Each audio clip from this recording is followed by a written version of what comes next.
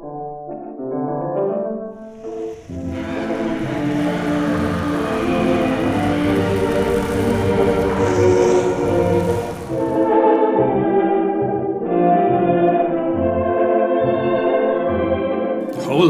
YouTube hunters. Brad Goodspeed here. Oh my god! Okay, I promised you a skull making tutorial the other day, and this is the first step of it. I'm going to try and make it into 3, 4, maybe 5 parts, just so that they're not too long and you can focus on one thing at a time. I described some, but not all of the materials that you're going to need in this first step. I guess I don't have the forethought to detail everything all out in one place. But assuming you have some foam skulls and a few handy little tools, you can get started on this, and then hopefully I'll have the next steps to you as soon as possible. Okay, so some things that you're going to need. You're going to need some wood skewers. I'll show you why later. You're going to need some eyeballs.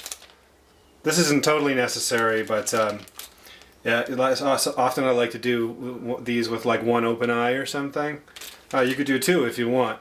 I just got these off eBay really cheap. Typically I use the full, complete round ones, but these were the ones I found on eBay for very inexpensively. Then you need a skull, a styrofoam skull. I have 2 different kinds here that I got from Dollarama, our local dollar store here in Canada. Typically a lot of the skulls that you see on the website I did with this kind. These were $1.50, I believe. I just take all this stuff off. They're slightly undersized. They're a little bit better shape than this one, but this time I'm going to use this one. I plan on casting my own styrofoam skulls soon, but to get a nicer shaped one to begin with. But for now, I'm using this one. As you see, there's nothing very complicated about this skull. It's a very simple shape, but we're going to butcher it up a little bit. Other things you're going to need for later on. Some acetone, some great stuff. This is kind of an optional step, but it saves on the amount of epoxy sculpt that you have to use. This is the 2-part epoxy sculpt that I use for building up features, and I'll show you how that's used later. You're also going to need a rubber tipped brush. You can see it's got this very flexible end. And this allows you to shape the epoxy sculpt into details on the face. And you're going to need oven baked clay, like Sculpey oven baked clay. This is to make the teeth. This is what I'm talking about. There's a very great tutorial from Devil's Chariot on how to make the teeth, and that's where I learned to do it. The reason I'm making teeth is that the teeth that come with these skulls look terrible. They're not convincing at all. So we're going to make our own. But the first order of business is to remove the jaw from this skull and the teeth as well. Reason being is we want to give it a more interesting pose. If it's just sitting there with its teeth like this, I mean, it's kind of boring. And you can see in some of the other ones I've done, I have the mouth agape and in different positions. So I'm using a hot wire foam cutting tool. I originally had one from the Hot Wire Foam Factory, but it stopped working on me. I'm not saying I don't recommend those tools. I've had others that have worked for me for a long time. They have great customer service. When I did have a problem once, they got back to me right away. But this is something I just got. It's a Styro Cutter Plus that I got at the art store for cheap. And you know, if you have a well-stocked art store, you should be able to find these. But you don't need to use this. You could totally use a knife. I just like them because they don't make any mess and they cut a pretty clean line. So while this heats up, I'll just show you what I want to do.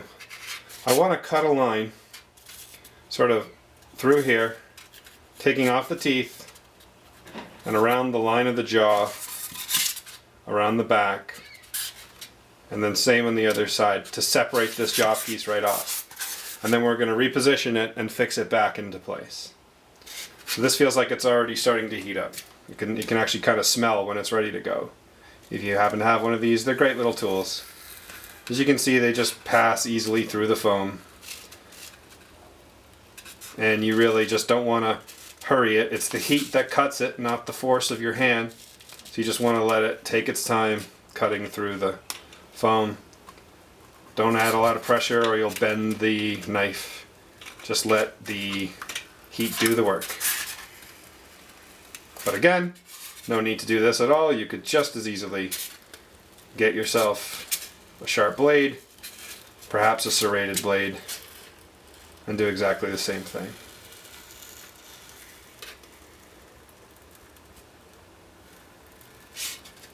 Hope you can see all this.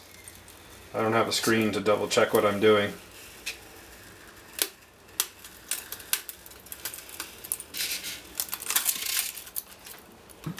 So you'll notice after a period of time, these blades lose the ability to generate enough heat to cut. Sometimes you have to take, I guess especially with these cheap ones, so you might have to take a break here and there. But there's basically what I'm talking about.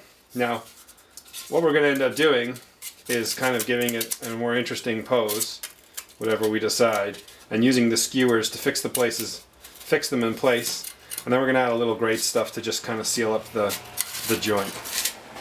But first thing we have to do is shape this a little bit better.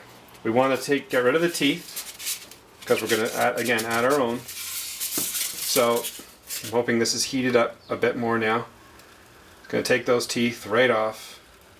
These terrible looking teeth.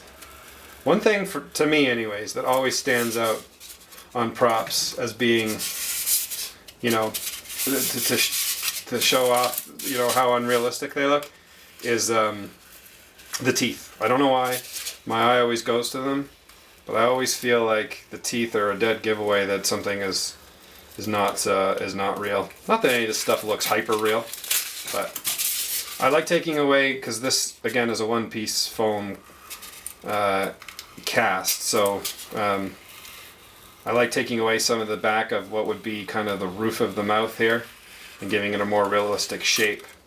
As with anything, any kind of sculpture, you want to try and study anatomy as much as you can. Kind of, you know, look at pictures of the way that the human head kind of works, you know. There wouldn't be this thick part of what is foam on this, so I'm just hollowing it out to be a little more shapely. We're going to do most of the sculpting with an additive as opposed to negative process. Right now we're taking away. Same thing with the jaw. We're going to try and make this a little more shapely.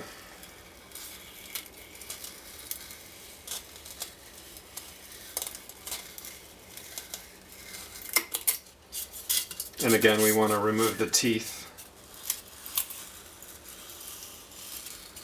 And I'll probably, so that these tutorials don't last an hour and a half each, I'll probably go in and finesse the details on these more when I'm not recording.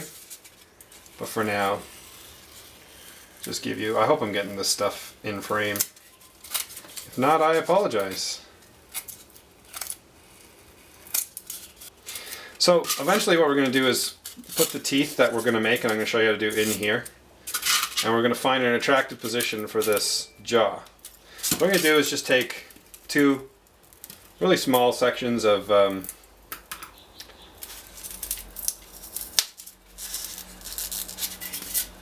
skewer here. Sorry, I forgot how to speak.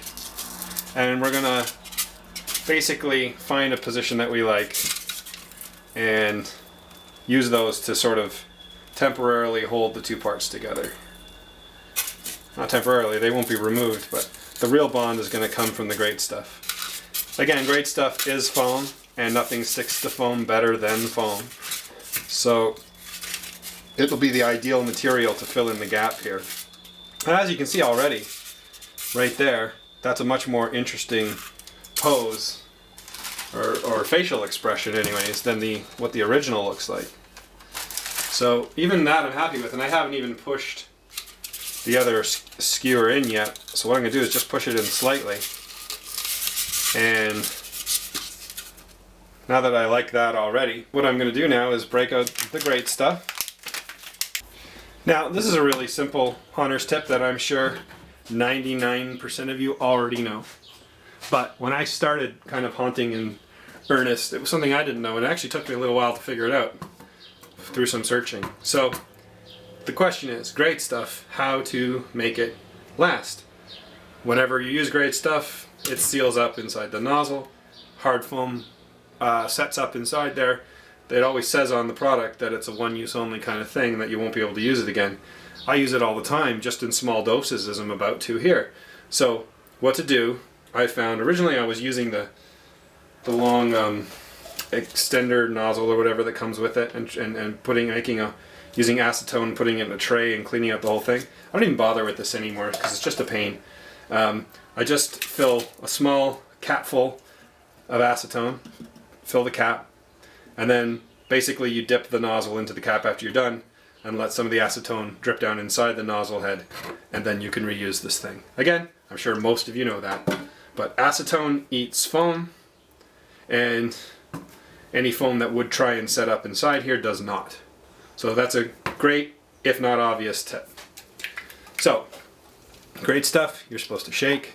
It's been sitting out here all winter. I hope that doesn't affect anything. It may.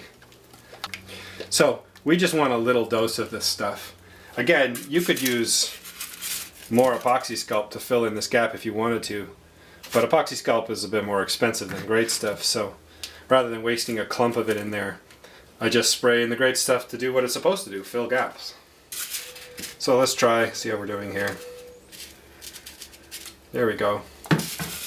Now you could use, your skewers or whatever to shape it a little bit. I'm going to end up carving this down to make sure it looks good, so it doesn't look just like a big, great gob of great stuff on there. So I'm not afraid to remove some of it later, so I'm not afraid to add a little too much now. But there's lots of flexibility with this whole process, so do whatever you feel is needed. And then, basically, that's it for this step. You've got your skull, you've got it in a position that you like, and you're ready to let that great stuff set up, which will take a few hours, a couple hours I think. Maybe just that much, maybe far less than that, I can't remember. Been a while since I worked on props. But there you go. Step one to getting your skull ready for this treatment. What we're going to do next is get some teeth together, shape this up a bit, carve out the eye sockets a little bit more so that we can fit our eyeballs inside. I'm probably, again, because I don't like spending more money than I have to, I'm probably only going to use one eye in this. I like that look anyways, having an eye in a position and the other one closed, as I've done on a few of these props already. But you do need to kind of carve out that eye socket to give it a little more room to live and to build the eyelid and everything around it. But we'll get to that at another time. For now, that's part one of this tutorial. I'll try to get to the other parts as soon as possible. Thanks guys, happy haunting.